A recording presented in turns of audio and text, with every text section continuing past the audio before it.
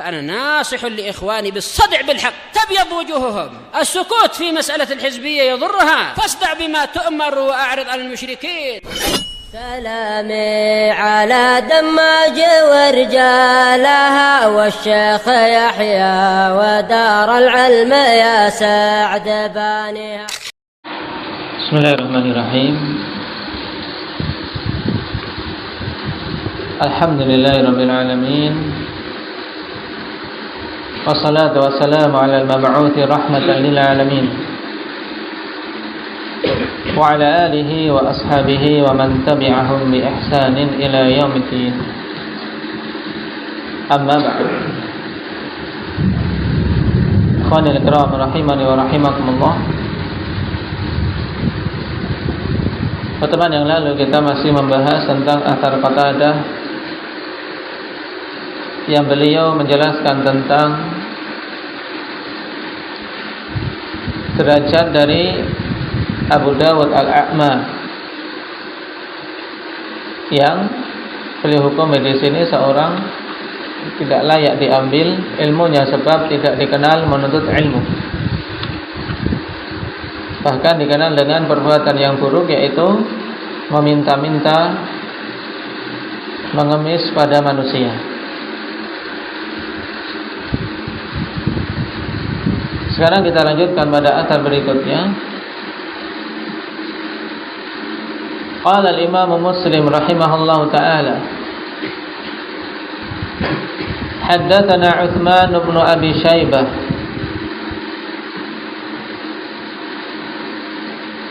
Kita baru bertemu sekali ini dalam riwayat Muslim. Salah seorang guru dari guru Imam Muslim, Utsman bin Abi Syaibah, thiqatun hafidh.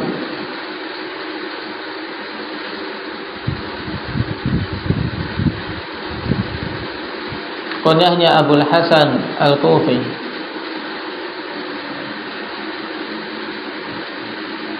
Sahibul Musnad wa Tafsir.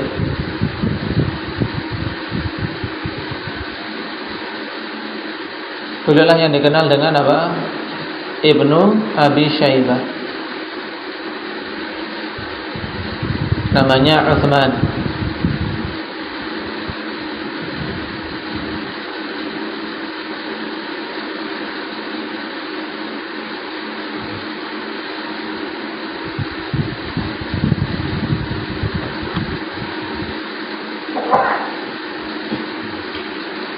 Baik.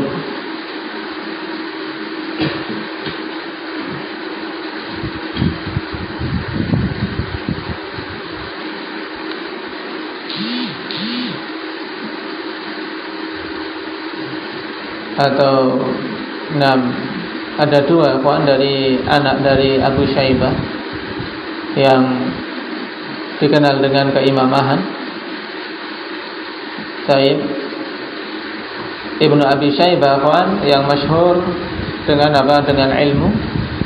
Dan keluarga Abu Syaibah keluarga yang subhanallah, memang keluarga mubarak. Diberkahi dengan ilmu yang ada pada mereka. Di antaranya pada dua ini, yang sahibul musannaf dikenal dengan Ibnu Abi Syaibah siapa? Abu Bakar Ibnu Abi Syaibah. Sedangkan guru Imam Muslim ini Abul Hasan yang bernama Utsman. Sedangkan Abu Bakar ini saudaranya, saudara dari Utsman.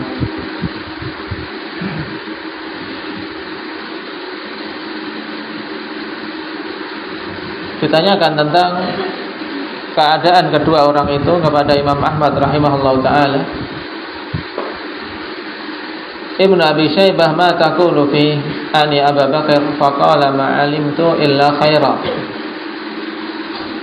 Wa ka'annahu angkara al-mas'alata anhu. Ibnu Abi Syaibah, apa yang kau komentari tentangnya? Yang dimaksud adalah Abu Bakar. Maka Imam Ahmad mengatakan, aku tidak mengetahui tentang beliau kecuali kebaikan. Sepertinya beliau mengingkari, tidak perlu ditanyakan beliau itu seorang imam. Kemudian ditanya lagi, Fa akhuhu Utsman, kemudian saudaranya Utsman, faqala wa akhuhu Utsman ma alimtu illa khaira wa athna alaihi. Dan saudaranya Utsman, aku tidak mengetahui tentang beliau kecuali kebaikan. Baik. Jadi kedua-duanya ini dua bersaudara, ikhwan, Abu Bakar Ibnu Abi Syaibah dan Abul Hasan Utsman Ibnu Abi Syaibah, kedua-duanya thiqatan.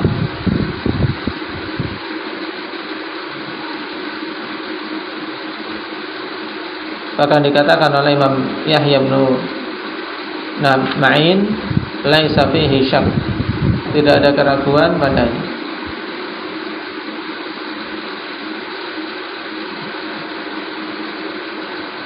Cuman ada hal yang bagus akhwanillah untuk diambil ibrah dalam biografi yang disebutkan tentang Utsman bin Abi Syaibah, yaitu dikatakan oleh Al-Hafidz Ibnu Hajar rahimahullahu taala dalam Taqrib, wa qila kana la yahfadzul Qur'an. Kana la yahfadzul Qur'an adalah dulu beliau tidak hafal Al-Qur'an. Lihat, bahwasanya yang demikian itu disebutkan sebagai suatu kekurangan, sebagai suatu kekurangan di sisi para imam, sehingga disebutkan dalam biografi mereka, walaupun konteksnya dalam sighah waqila dikatakan atau dikhabarkan, wallahu a'lam tentang kebenarannya, tapi syahidnya di sini kawan bahwasanya para imam dalam menulis biografi, para perawi, di antara hal yang menjadi cacat, menjadi suatu bentuk kekurangan ketika dia tidak hafal Al-Quran. Berarti dipahami dari sisi itu bahwasanya kondisi seorang sebagai hafizul Quran, menghafal Al-Quran, ini merupakan keutamaan, dan ini tidak syak, bahkan keutamaan yang Allah Subhanahu wa taala telah berikan dalam nas yang banyak. Kata Rasul sallallahu alaihi wasallam, "Iqra, warqa warattil kama kunta turattil fid dunya." Kalau akan dikatakan kepada penghafal Al-Quran di surga kelak, bacalah, naiklah, dan tartilkanlah sebagaimana engkau mentartilkan dulu ketika di dunia. Baik. Fa inna manzilataka inda akhir ayatin taqra'uha, karena kedudukanmu pada akhir ayat yang kau baca. Sehingga ketika seorang telah mengkhatamkan hafalan Al-Quran, maka tentunya wanita ini memiliki kedudukan yang tinggi. Maka tidak pantas seorang talibul ilm yang diberi kemudahan waktu, kemudian diberi kemudahan oleh Allah Subhanahu wa taala kesempatan, juga kesehatan, menyanyiakan sisi ini. Apalagi yang telah diberi kemudahan untuk pernah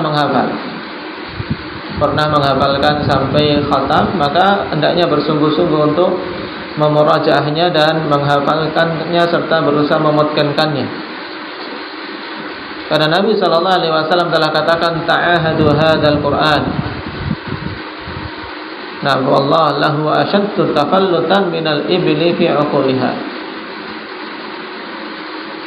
Jagalah betul-betul Al-Quran ini, karena sungguh dia itu, sungguh demi Allah, dia itu lebih cepat untuk lepasnya daripada unta lepas dari talinya.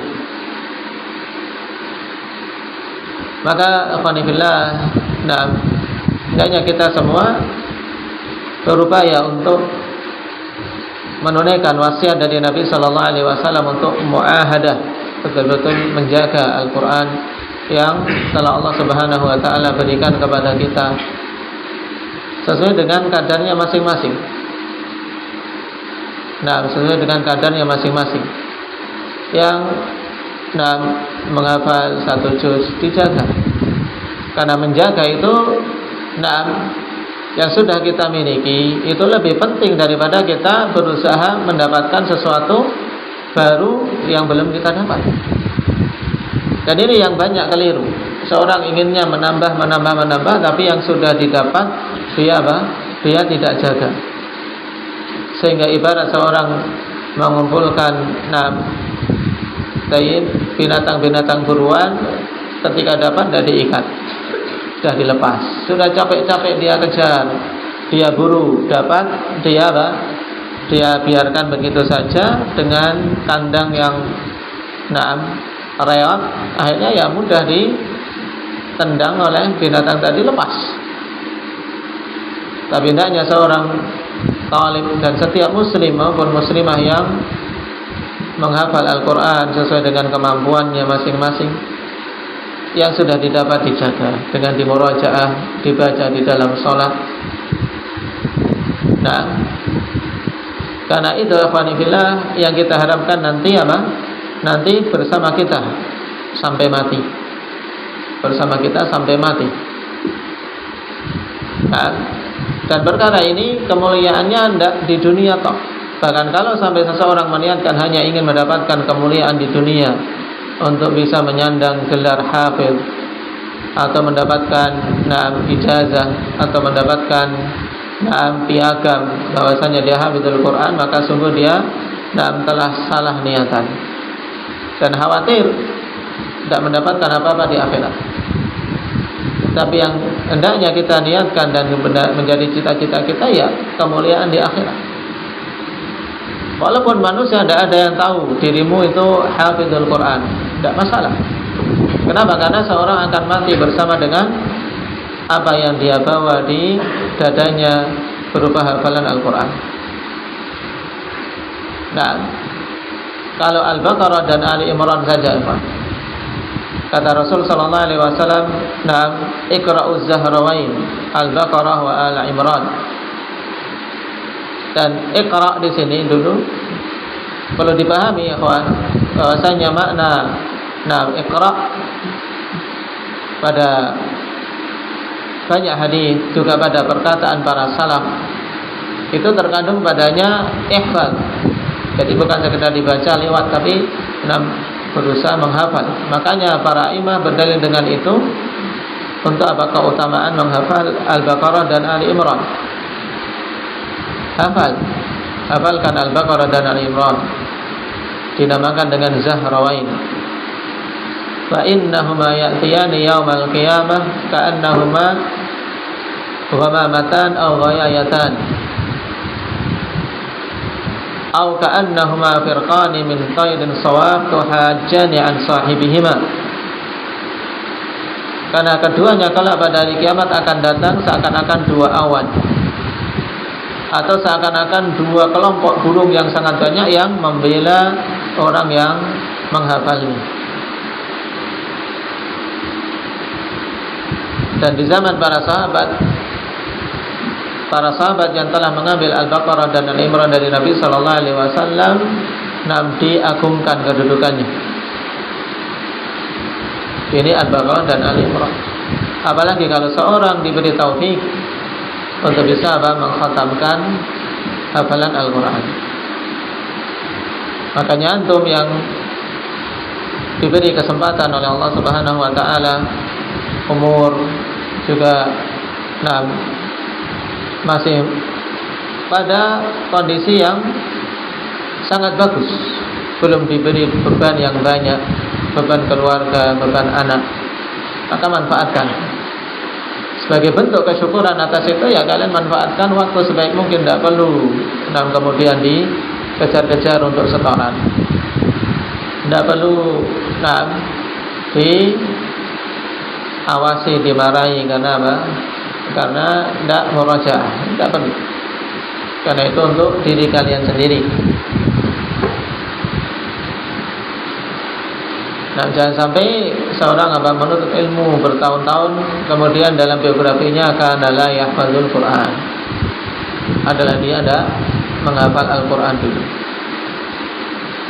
Baik, maka berusaha istahid.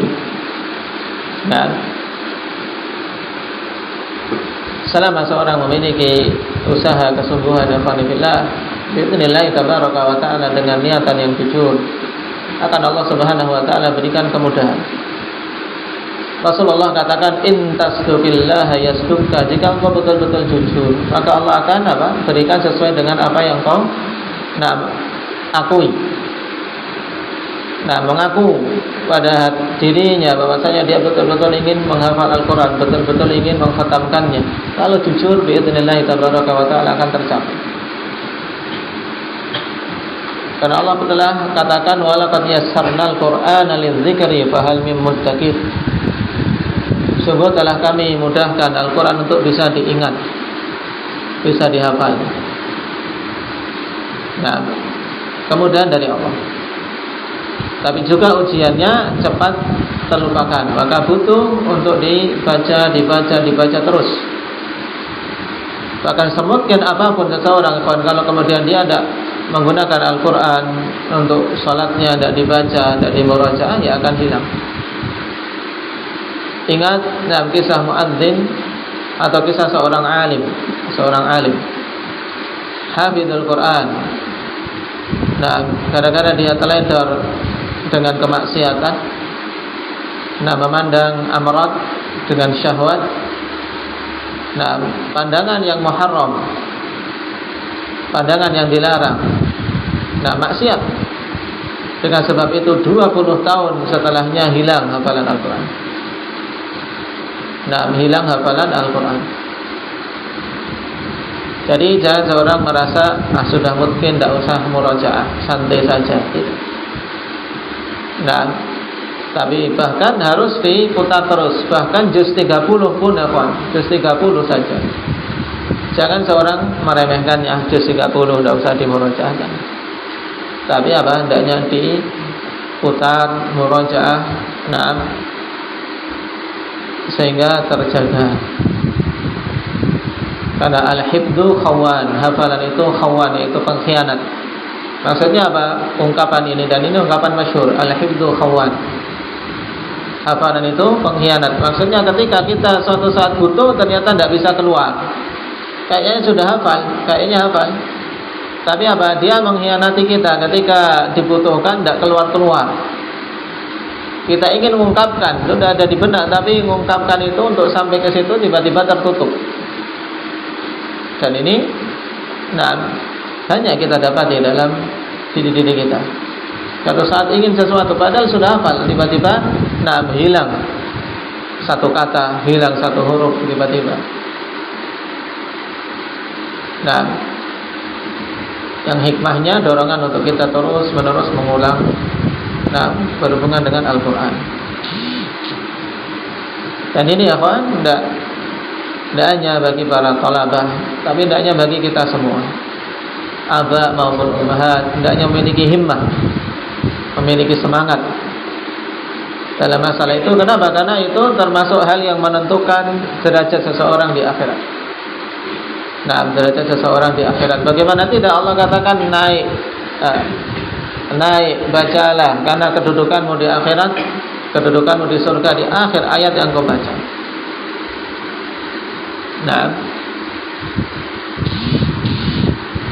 Dan dia menjadi pemberi syafaat kelak di akhirat, di hari-hari yang kita sangat butuh amalan. Tapi kita kembali ke sana. Qala haddatsana Jarir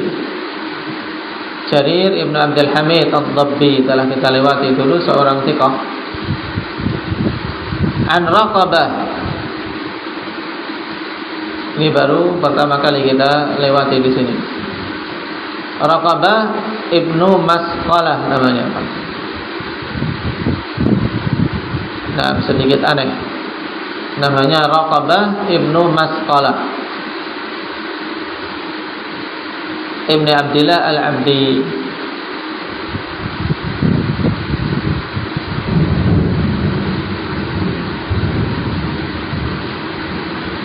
Dikatakan oleh Imam Ahmad rahimahullah ta'ala, syekhun thiqatun minat thiqah.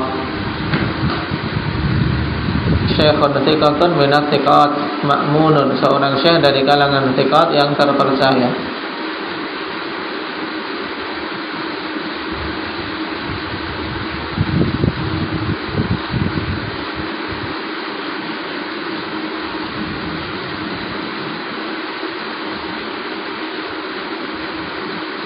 Nah, dan juga di sini ada sedikit keunikan berhubungan dengan biografi Raqabah Ibnu Masqalah. Disebutkan oleh Imam Ad-Daruqutni rahimahullahu taala, nah, thiqatun illa annahu kanat fihi da'abah. Seorang thiqah, hanya saja beliau dulu suka bercanda.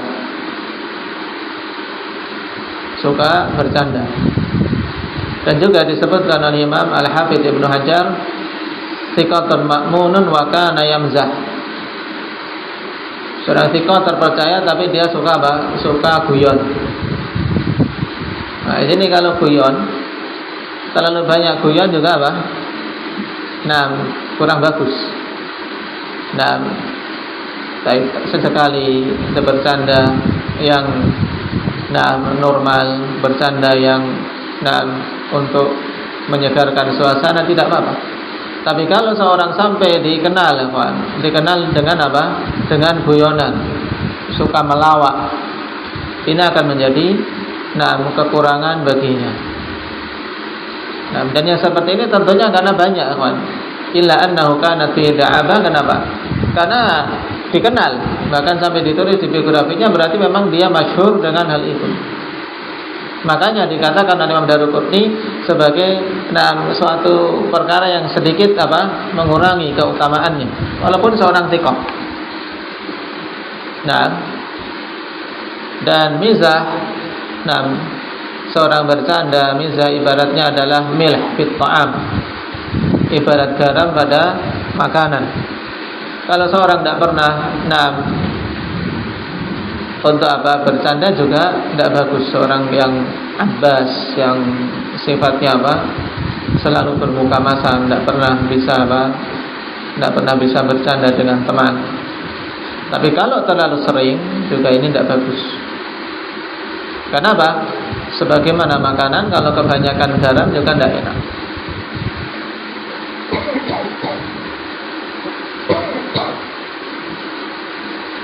Ini dalam biografi Raqabah Ibnu Masqalah.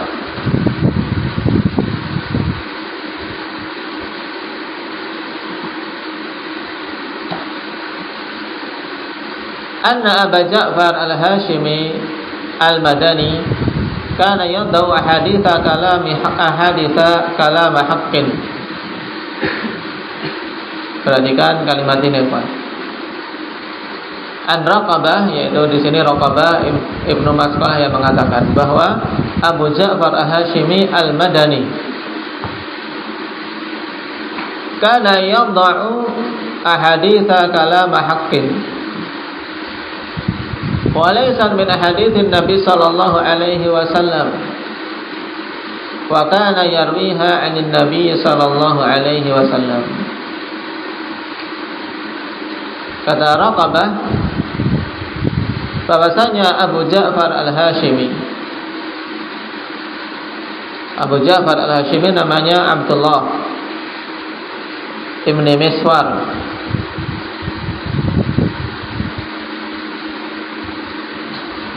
Yang telah kita lewati di awal-awal kitab, ikhwan, termasuk dalam deretan du'afa wal wadi'in. Kita lewati di awal-awal ketika membahas tingkatan-tingkatan perawi.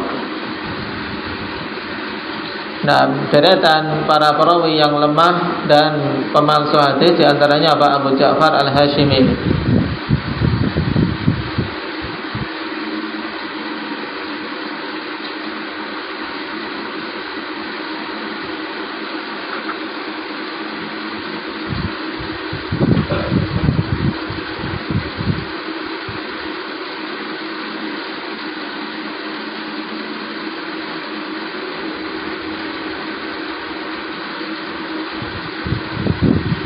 Nah, dia itu dikatakan oleh Raqabah kana yad'u ahadits, adalah dia dulu suka memalsukan hadis. Yad'u, nah,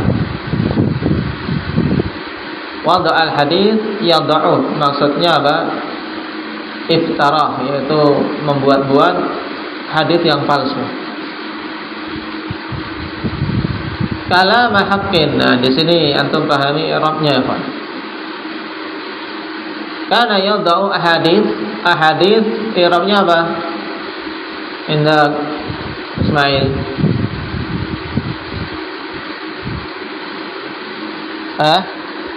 Maf'ulun bi dari yadau. Adalah Abu Ja'far ini dulu suka memalsukan hadis. Kalam haqqin. Nah, i'rabnya sebagai apa ini?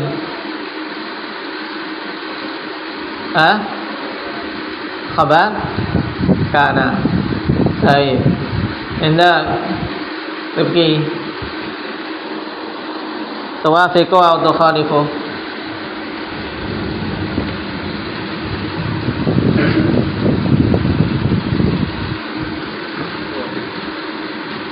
Tawafiqu. Nah, indah ya Hudzaifah. Setuju atau beda? Beda apa? Sifat. Baik. Berarti gimana maksudnya? Dia memasukkan hadis-hadis yang merupakan perkataan hak, gitu. Baik. Pendapat ketiga ada enggak? Antum apa kasih? Maf'ul li ajli. Baik. Apa Talha? Badal dari apa? Ahadits. Baik. Terus maksudnya bagaimana berarti? Kalau badal?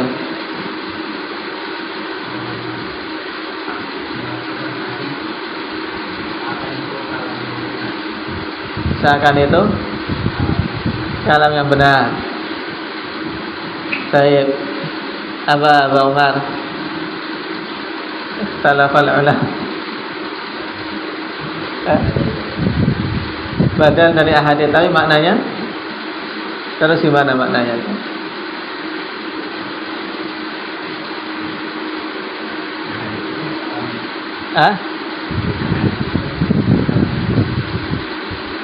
Berarti dia memalsukan hadis-hadis yang hadis dari itu kalam hak gitu.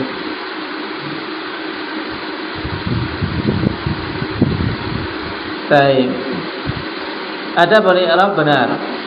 I'rabnya apa? Kalam haqqin.